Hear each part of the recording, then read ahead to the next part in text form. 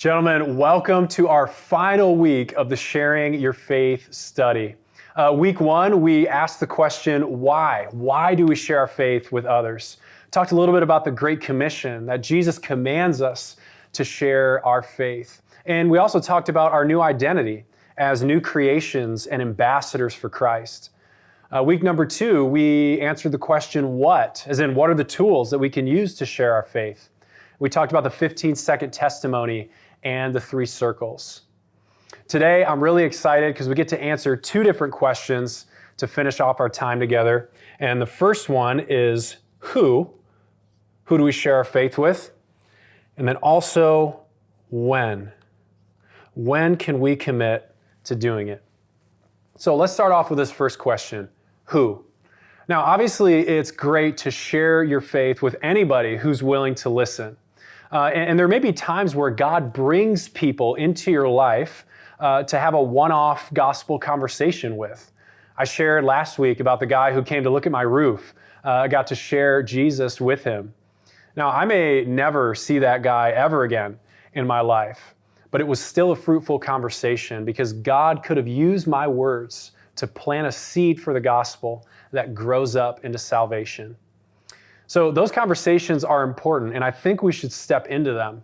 But today, when we ask the question, who, we're more so talking about who are the people who are regularly in our life with whom we can share the good news. So to help us answer that question, we're going to create something that's called an Oikos Map.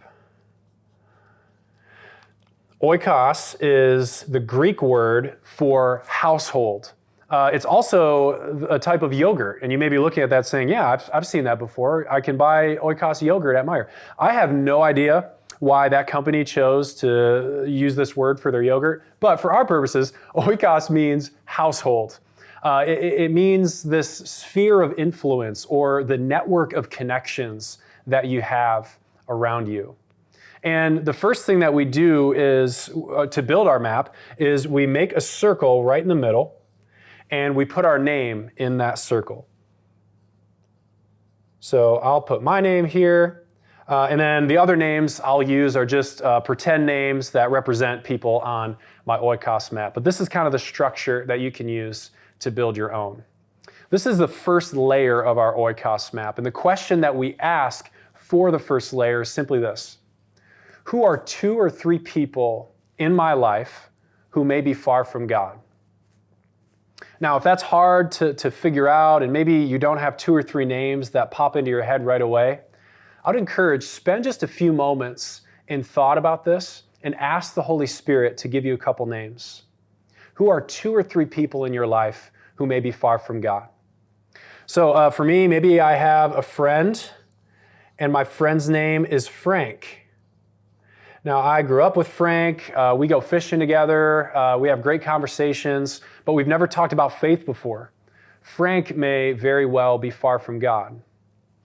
I also have a coworker named Chris. Chris and I hang out in the break room. We eat lunch together.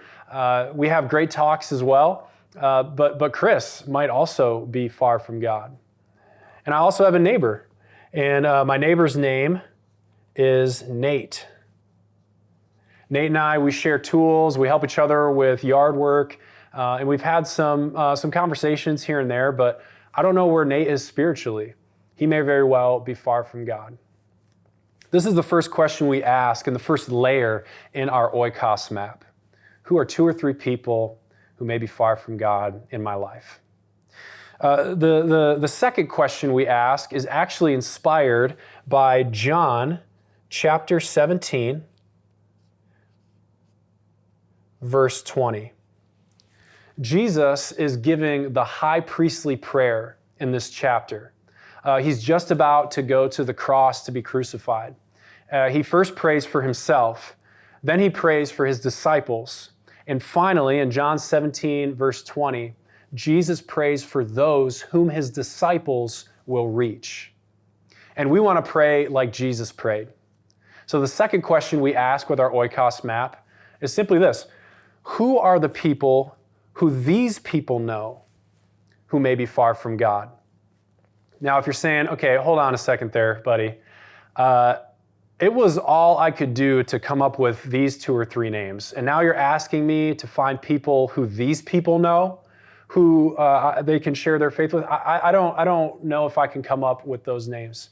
Again, I'll just encourage you, spend some time and thought about this and ask the Holy Spirit to give you a few names. And you may be surprised who you come up with. So my friend Frank, he is married to his wife, Emily. And Emily may be far from God. If the Lord uses me to bring Frank to faith, maybe God will use him to share the good news with his wife. My coworker, Chris, we always talk and he lets me know that he has a buddy named Jack. Now, Jack sounds like an awesome guy, like maybe a guy I'd want to hang out with. But Jack may very well be far from God also. And then my neighbor, Nate, I always see his oldest son, Alex. And if Nate is far from God, and God uses me to reach him, well, maybe he'll use Nate to reach his son, Alex. This is an example of an Oikos map. And what we've done here is a couple things. First is we have helped identify the names of people in our life with whom we can have gospel conversations, people God may be calling us to share the good news with. But what we've also done here is create a prayer strategy. If we desire to be men who are disciples who make disciples, men who understand and walk in obedience to the great commission of Jesus, new creatures who are ambassadors for Jesus Christ, if we want to be men who use the tools we have to share our faith with grace and with truth, one of the most important things we can do is pray. And that leads us into our second question, when? Now, when we ask this question, we're really talking about setting goals. So the first goal that we want to set is prayer. And specifically, when can we commit to praying for the people on our Oikos map? Now, I want to issue a challenge here. I'm going to put time under this line. And my challenge is simply this. I don't want us to pray for Oikos maps once a month or even once a week. I want to challenge us to pray for our Oikos maps every single day and commit to a time when we can do it. So I'll give you an example in my life.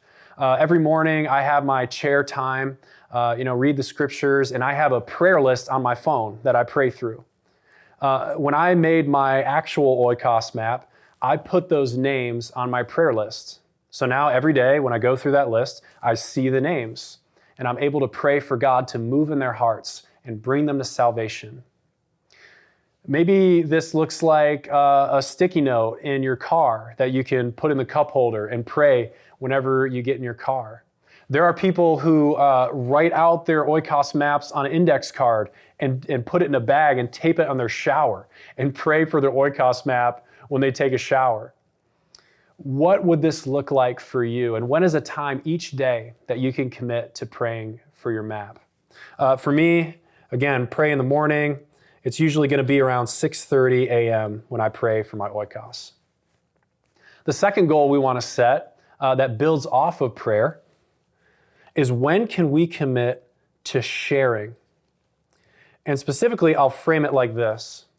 When can we commit to having an intentional conversation with someone on our Oikos map? What's the name of one person? And when is a time we can commit to having an intentional conversation? Now, when I say intentional conversation, I don't mean interrogation. I'm not talking about like tracking someone down on your Oikos map and pulling them aside and saying, hey, man, you need to believe in Jesus. This is what I believe. You need to believe it. That's not what I'm talking about. There's a million ways that you can have an effective and God-honoring intentional conversation. Let me just give you two examples.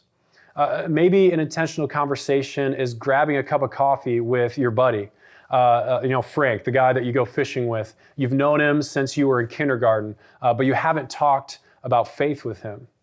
And maybe it's just, hey man, I'm a part of a men's group at Ada Bible Church, and we're talking about how we should pray more for people and how we can share the love of Jesus. Is there anything that I can pray for you about? Well, awesome, man. I would love to pray for that for you. Hey, has anyone ever shared the gospel with you before? I would love to hear your story, and I'd love to share with you a little bit of mine. Maybe an intentional conversation is that coworker that you hang out with in the break room. And maybe instead of talking about your kids or the Lions, maybe next Tuesday you have a conversation saying, hey, I'm part of a men's group at church. We're talking about praying and sharing the love of Jesus a little bit more. Is there anything I can pray for you about? Hey, I'd love to hear a little bit about your story and share with you a little bit of mine. Would that be okay? There's a million ways to have a good, intentional conversation. And I want to challenge us as a ministry to think of one person on our Oikos map with whom we can share, and then a time we can commit to share it. So for me, my code name friend here, Frank, a little while back, I sent him a text message and said, hey man, I'd love to get dinner with you. So we met at 7 p.m. On a Friday night, got dinner, and got to bring up the gospel with him. We had an awesome conversation, got to hear where he's at in life, and got to share Jesus with him. When we talk about who and when, and specifically the question of when, I think a really key component of this is accountability. And we have a great opportunity because we're already in men's groups, and we have a structure for accountability that can begin to take place right away. So maybe for your group, this is large group accountability.